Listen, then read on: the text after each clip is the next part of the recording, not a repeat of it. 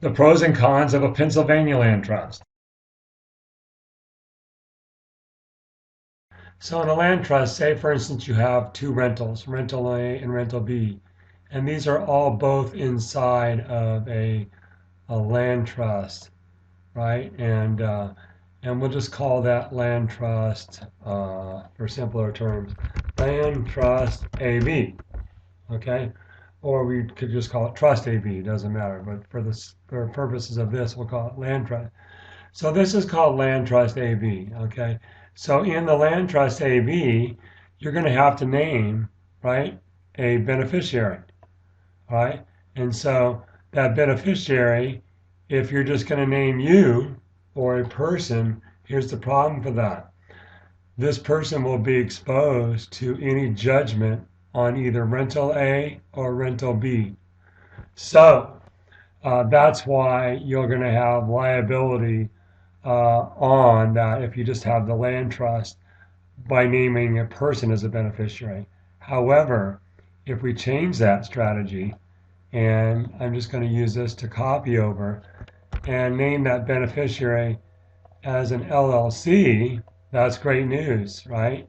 Because what happens is, let me just scoot this up. What happens if the beneficiary is an LLC, the LLC has judgment creditor protection to the extent of the assets in the LLC. Actually, in most states, the distribution out of the LLC to a person, which you can then change. So they have to get a judgment and then a charging order.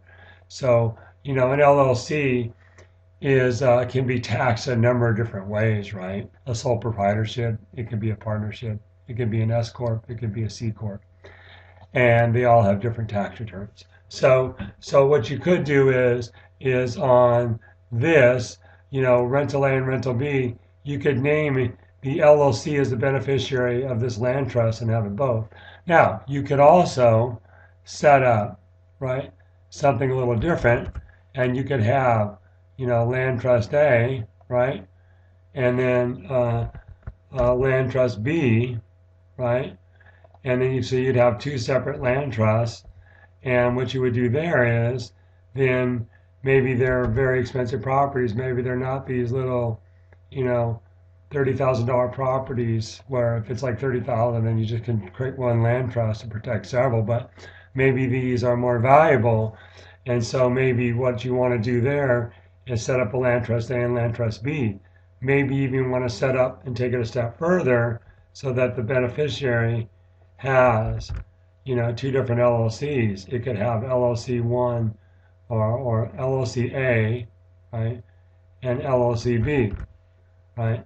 So let me just copy that down. So it would look more like something like this, uh, and so it would look like that. So you have a variety of options in setting these up, and then of course the last thing you want to make sure you do on all this is set up a living trust so that it all pours over to that so that you skip probate to that living trust or pour over down to that living trust so that essentially it would look something like this.